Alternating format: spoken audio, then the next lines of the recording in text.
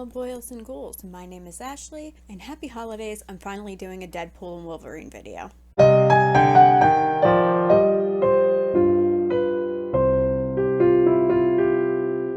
Did I enjoy this movie? Yes, of course I did. Do I have a lot of questions? Yes, of course I do. But I'd like to start by saying the soundtrack to this movie is fantastic. It made my 90s heart very happy. Between the NSYNC, the Madonna, the Goo Goo Dolls, it was fantastic. Now, poor Wade has just completely given up being Deadpool, right? And that's kind of sad, especially when he's working at a car dealership with a hair system that I'm pretty sure, as Logan says, everyone knows is not a hair system. It's just weird. It don't look right on him. It doesn't work. But I love the fact that he went to try and be an Avenger and interviewed with Happy. And I guess in the moment he did this, Tony's still alive. So it's pre-Endgame. And he wants to be an Avenger. I think we all understand why Wade was not an Avenger.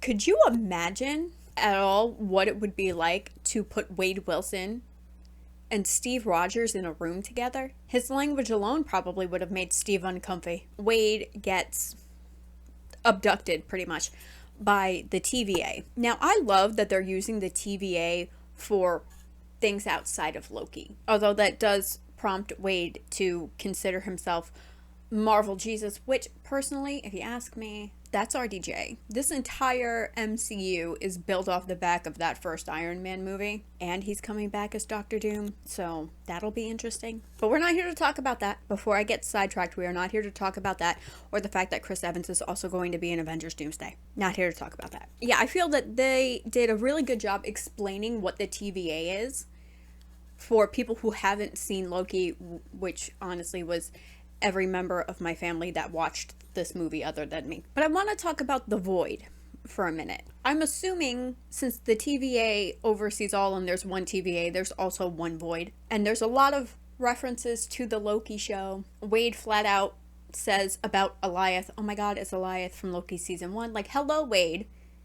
Yeah, of course it's Eliath. He lives there. Where else would he be? Why would he not be there? But I understand he was like just fanboying or whatever. I personally would have liked to see a random like rogue Loki, or even if it was just alligator Loki sitting next to Dogpool, or like walking in the background, you know, like maybe in that scene in the, you know, fight of 1,000 Deadpools, maybe there could have just been like a little alligator Loki walking down the sidewalk. I think that would have been cute. But we don't see any Lokis. And we know that there is a plethora of them there, but perhaps they're all just hiding somewhere cloistered together like a cult of Lokis. I would join a cult of Lokis. No, I wouldn't. Cults usually just expect you to do some sort of like physical labor, and I'm not. I ain't doing that. But in the Void, there are so many cameos that my nerd heart is bursting. You know, we have X-23, Juggernaut, Mephisto, Psylocke, Toad, Pyro, and obviously Elektra, Blade, Gambit, who's really not at the top of my list ever, but it was nice to see him, and Johnny Storm, who they really tried for a hot second to convince you was a Captain America variant, although I cannot envision any universe where a Steve Rogers would end up in the Void. But it did remind me of an issue I have with Marvel when they had him interact with Pyro. They got an issue with naming their characters, right? In this instance, we had two Johns, both of whom have fire powers. But I'm sure when they were created, they never imagined a time where these two characters would be interacting with each other. Just like Endgame. Between Bucky and Rhodes, there's two James. There's Doctor Strange and Captain America, both Stevens. Peter Quill and Peter Parker. Hell, even Wade Wilson and Sam Wilson have the same name. The same last name. So they got an issue with original names for the characters, and that bothers me a little bit. Maybe there's a reason for it. I don't know. But I think it was funny that they had two Johns, both with fire powers, interacting with each other in the Void. And also, Johnny looks real surprised that Pyro can just take his fire, but maybe he didn't know that. Even though they're all in the Void, maybe they don't all know each other. But you know what my favorite cameo is? During the fight of 1,000 Deadpools, when they're in the bus on the side, I'm sure you've noticed the bus ad for Stan Lee cleaners with a picture of Stan Lee. I love that.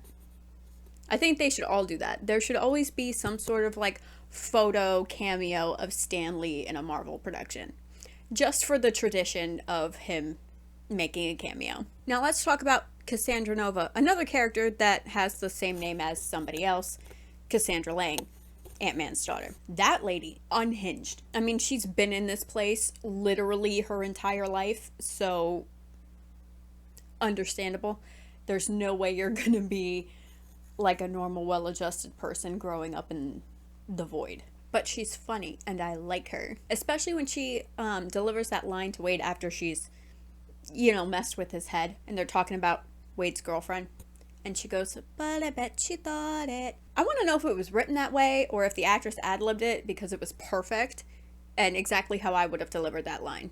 It was fun. Cassandra Nova is pissed, especially since she finds out that she's kind of been manipulated by that Paradox guy, who right off the bat didn't seem right to me. You know those characters that you can just tell from intro that they're not correct?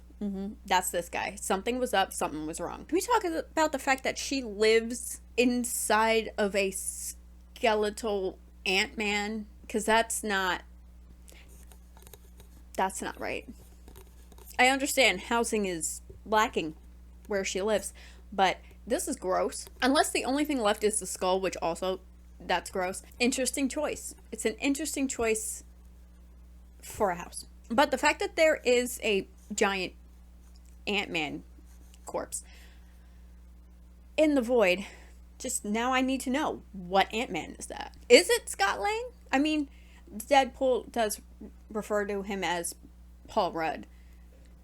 But is it him? Is it Dr. Pym? Because he was also Ant-Man once? Like, who and why and how? That question also applies to the Doctor Strange that was there. And that stone carving of Scarlet Witch from Multiverse. There's one of those there too. And I want to know why.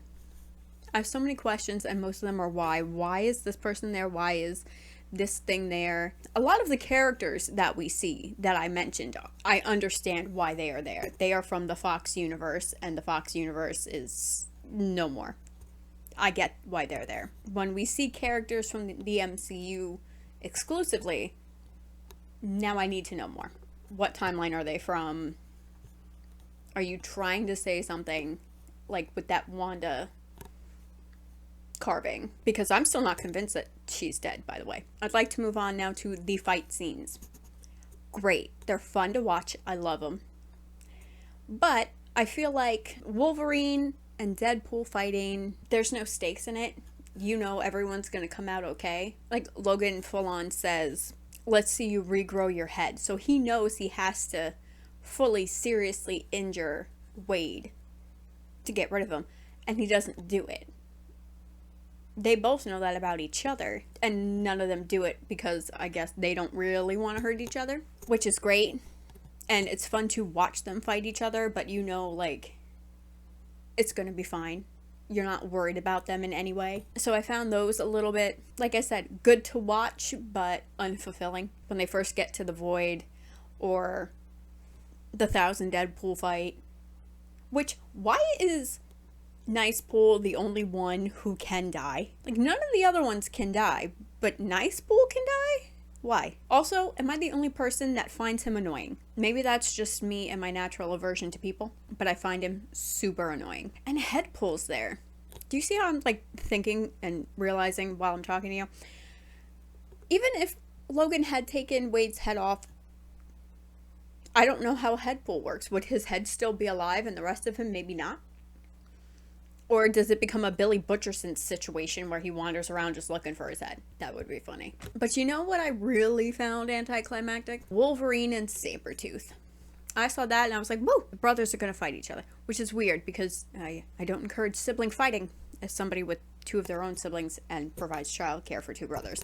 Do not encourage brothers fighting. But I thought that would be good. That would be fun. But it lasted literally 0.5 seconds and Sabretooth did literally nothing. But the story for this was great. People are getting their endings per Elektra, or just being seen at all per Gambit. And then there's Blade, who I think, you know, also wants to be remembered. And he says, there's only ever been one Blade, only ever gonna be one Blade. But I'm pretty sure Marvel is making a Blade movie. But the idea of Wade saving his universe and bringing it into the MCU is something that I very much enjoyed. It's kind of sweet, you know, which is weird because it's Deadpool. And I love him, like, telling off Fox. And it kind of makes me want to see Spider-Man do the same thing with Sony, but I don't think he would ever. Could you imagine? Especially Tom Holland's Peter Parker. No way. But I think it'd be funny. But the end of this movie, and I'm surprised Wade didn't mention it, because Wade is very much into referencing other Marvel properties, just as he's comfortable breaking the fourth wall, which I love. I love a good Ferris Bueller fourth wall break situation, but I like when it pertains to the movie and the character. And there were a few times where Wade referenced that Logan is Hugh Jackman and he is Ryan Reynolds and married to Blake Lively, and I don't like that. You are not Ryan right now. You are Deadpool. Stay in your lane. We know who you are. But right now, we want you to be somebody else. That being said, back to the end of this movie. I caught on real quick to what was going to happen and said, oh, they're going to Guardians 1 this thing. And that's exactly what happened. It ends with them holding hands and sharing this energy, and even the cracks in their skin that are glowing is very much like Guardians 1 and them sharing the Power Stone. And I'm really surprised Wade didn't say anything about that. But maybe it's because it's Guardians and, like, the running joke is nobody knows who Guardians is. Like, nobody knows Peter Quill or Guardians of the Galaxy. So maybe that's why, or I think they had to have noticed, right? Like, Ryan Reynolds knows Marvel pretty well, so, like, he definitely probably had to notice. So it would have been nice if he made some sort of Guardians reference. They want you to think for half a second that one of them was going to die. They've already killed off Logan once, but I'm sure we all knew that wasn't going to happen for either of them. But the film ends with X-23 and Logan and Dogpool sitting down to eat with Wade and all of his friends, and everybody lives happily ever after. You really gotta be out here mowing a damn lawn at this very moment. Truck out there says Steve on it. Add that to the list of too many damn Steves. Anyway, guess I'll wrap this up since we got lawn care going on. The last thing I want to say about this is the end credits has footage from behind the scenes of all of the Fox Marvel movies, and I love that.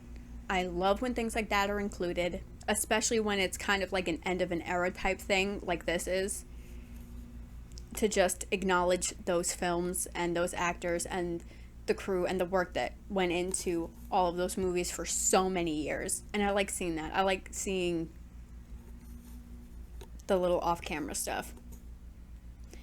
Anyway, that's it for this video. If you liked it, please hit the like button. Feel free to subscribe. If there's something you'd like to recommend to me, please do so in the comments down below. And I will see you guys next time. Be excellent to each other. Bye.